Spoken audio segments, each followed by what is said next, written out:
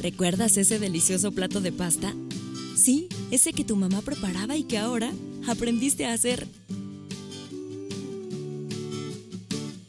O ese que aún después de muchos intentos, nadie ha podido igualar. En La Moderna cumplimos 100 años de ser la pasta de tu vida.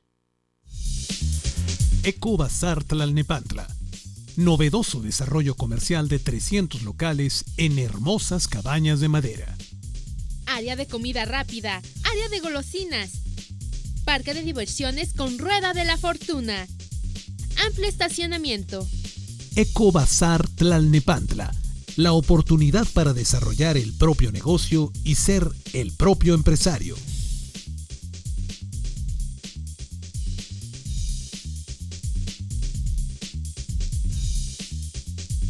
Gran inauguración el 24 de octubre.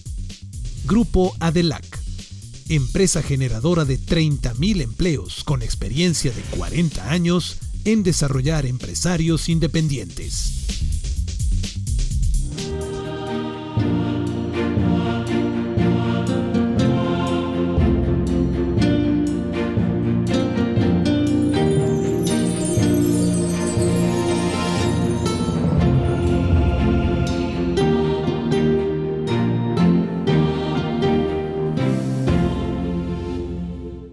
Hoy estamos muy felices porque estamos hablando de los evangelios, los 4 evangelistas, y eso es palabra de Dios, es palabra viva de Dios. Y en este programa están surgiendo cosas verdaderamente hermosas, como que en el evangelio nos podemos encontrar a nosotros mismos, como que el evangelio es un ejemplo de vida. Estoy conversando con el padre Ludwig Malek y con el padre Eric Moncada, ambos son sacerdotes de la Sociedad del Verbo Divino, los sacerdotes verbitas. El padre Malek es profesor de hebreo bíblico en la Universidad Pontificia de México. Bueno, vamos a conocer a los 4 evangelistas. ¿Qué sabemos de San Mateo? Conocido inicialmente en los evangelios como el publicano y como Leví, el de Alfeo, la figura del apóstol Mateo se identifica con el publicano pecador a quien Jesús llamó a seguirlo mientras cobraba el tributo debido al César. En efecto, Mateo se desempeñaba como recaudador de impuestos en Cafarnaúm, la aldea donde Jesús solía hospedarse en la casa de Pedro. Al llamar a Leví, Jesús quiso acoger en el grupo de los apóstoles a un hombre considerado como un gran pecador, y así muestra que no quiso excluir a nadie de su amistad. Luego, invitado por Leví a comer a su casa y en respuesta a los que se escandalizaban porque estaba reunido con pecadores, pronunció una de sus declaraciones que son parte esencial del cristianismo.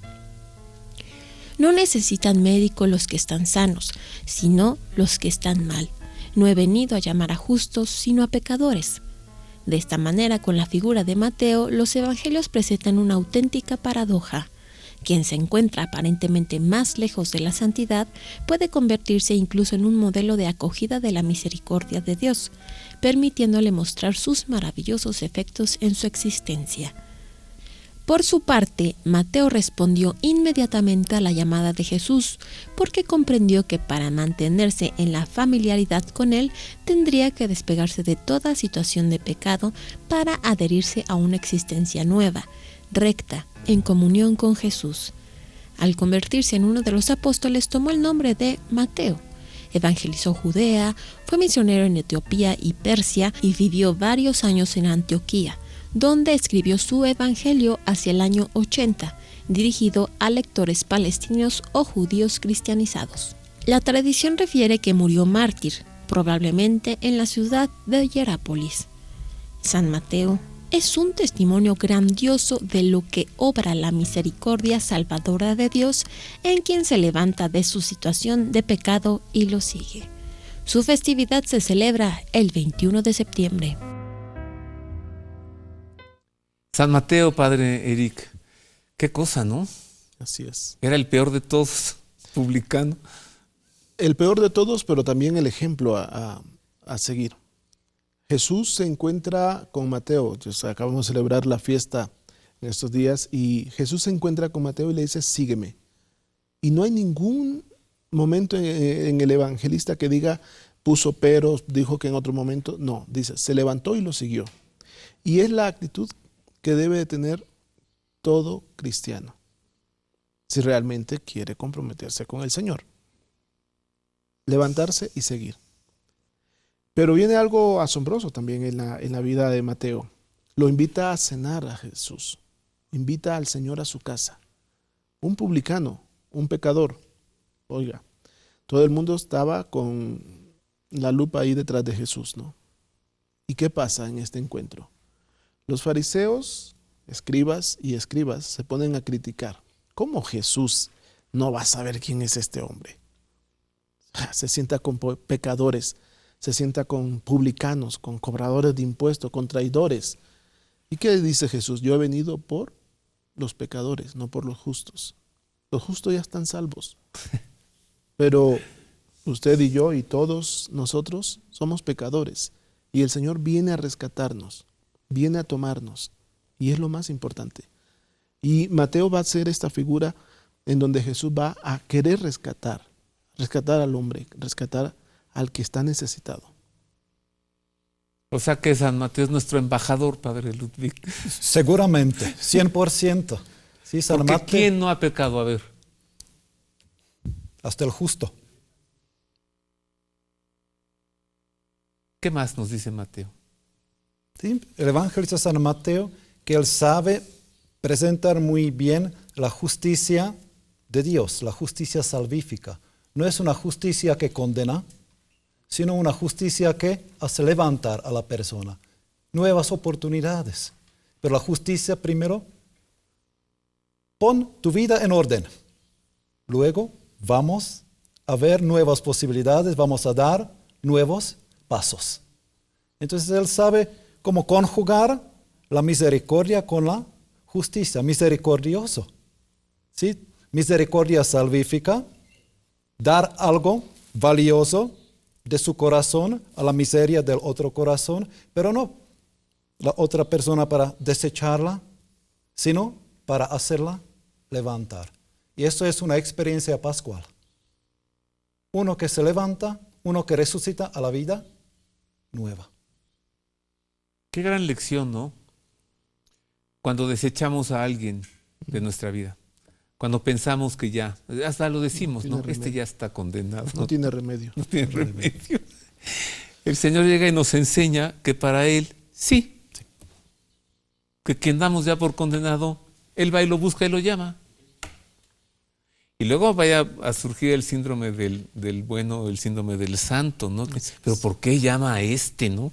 A este pecador. A ver, ¿lo llamarías tú? No, ¿verdad? Entonces deja que yo lo llame. Y sobre todo porque vemos reflejado ahí cómo Dios se interesa por la humanidad, por rescatar al hombre caído. Y en esta imagen vemos nosotros cómo Dios está más interesado en rescatar al que ha pecado, al que se ha alejado. No lo quiere lejos, lo quiere cerca. Y lo quiere cerca para salvación, lo quiere cerca para darle un lugar especial. Tengo esperanzas. Tenemos esperanza. Tenemos esperanzas. Vamos a conocer a otro evangelista. Mateo sí conoció personalmente al Señor. Lo acaban de decir los padres, ¿no? Fue el publicano Leví al que llamó. Marcos no lo conoció. Pero vamos a situar a Marcos, el evangelio más breve y posiblemente el que nos presenta al Jesús más humano. Miren. El autor del primer evangelio, el joven de nombre Juan Marcos, hijo de una mujer de Jerusalén, en cuya casa solían reunirse las primeras comunidades cristianas, fue discípulo de San Pedro, quien a su vez lo convirtió al cristianismo. Tal y como lo refiere el libro de los Hechos de los Apóstoles, Marcos fue un judío de Jerusalén que acompañó a su primo San Bernabé y a San Pablo en su primer viaje misionero por Antioquía hasta Perge de Panfilia, desde donde regresó a Jerusalén para luego embarcarse con rumbo a Chipre junto con San Bernabé. También viajó a Roma acompañando a San Pedro, quien solía referirse a él como hijo mío. Es posible que Marcos haya comenzado a escribir su evangelio mientras Pedro se encontraba prisionero en la cárcel mamertina de Roma. Tras la muerte de Pedro, Marcos se embarcó hacia Aquilea. Al llegar se encontró con un leproso al que milagrosamente curó de inmediato. Tras desempeñarse como obispo, en el año partió de Aquilea hacia Egipto para establecer una escuela cristiana y fundar la iglesia de Alejandría, de la que fue su primer obispo. Luego de haber convertido a muchos durante unas fiestas paganas que coincidían con la Pascua, los paganos lincharon a Marcos. Una muchedumbre exaltada se apoderó del obispo durante la celebración de la Santa Misa y lo arrestaron por la ciudad con cuerdas atadas al cuello. Marcos murió al día siguiente. Era el 25 de abril del año 68. Los cristianos embalsamaron su cuerpo, lo envolvieron en un lienzo y lo colocaron en un sarcófago de piedra. Informaciones veraces demuestran que ya desde el siglo IV había peregrinaciones a su sepulcro en Alejandría.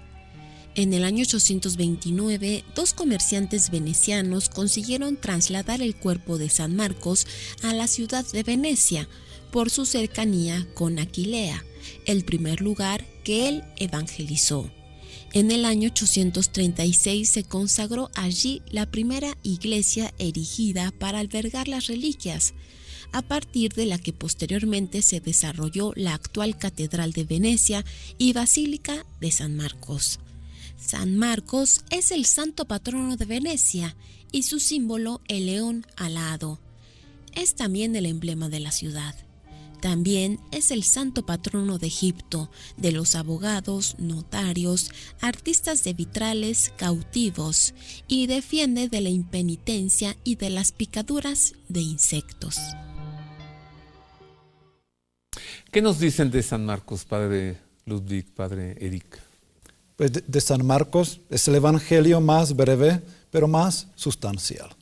Eso es para nosotros, yo creo, bien importante. Él no nos presenta los relatos de la infancia de Jesús, tampoco las apariciones al final, después de la muerte y la resurrección. Las apariciones fueron añadidas hasta el siglo II después de Cristo. ¿Qué nos presenta? Verso 9. ¿Qué nos presenta?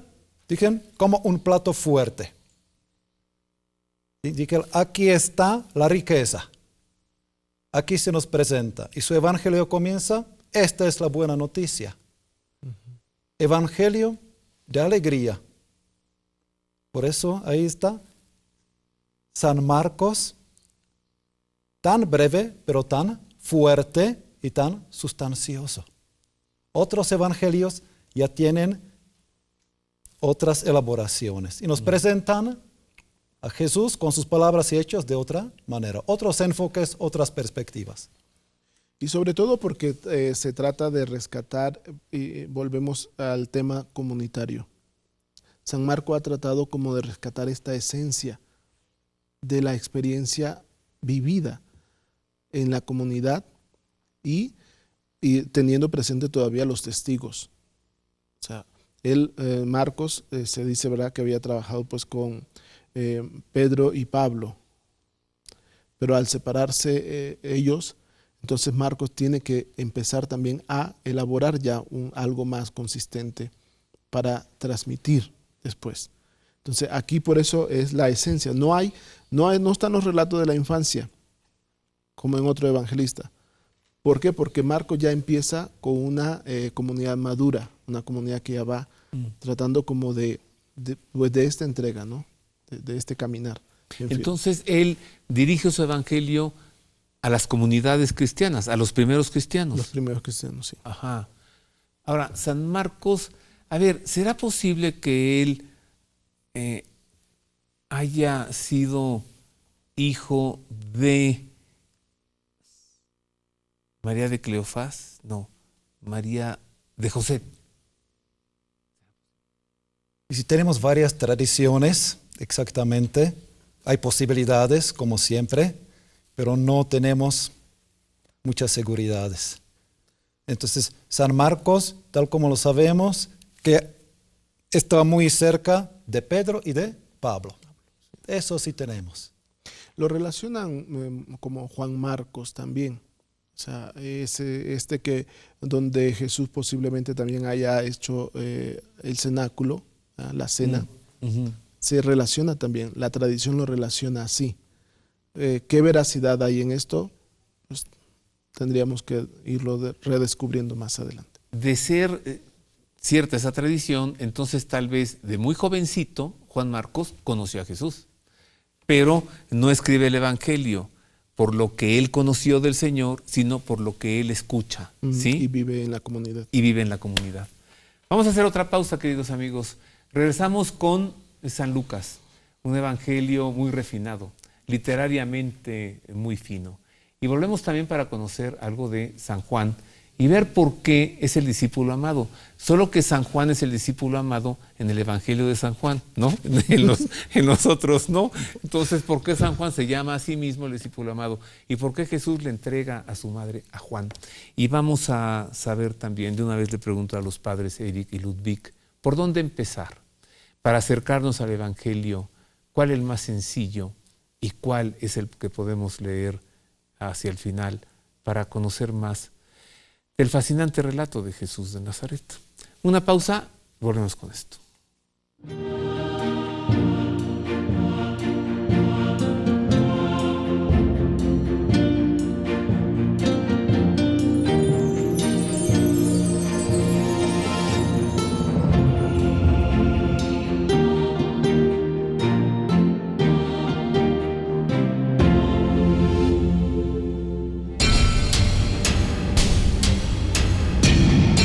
Universidad Pontificia de México. Fundada en 1553, es la Universidad del Papa y de los Obispos de México. Licenciaturas en Teología, Filosofía, Derecho Canónico, Derecho Civil y Ciencias Religiosas. Diplomados en Espiritualidad y Mística, Teología, Filosofía, Latín, Hebreo, Griego, Antiguo y Nuevo Testamento, Liturgia y Religiones del Mundo. Taller para grupos litúrgico-musicales. Informes en www.pontificia.edu.mx o al 5573 0600.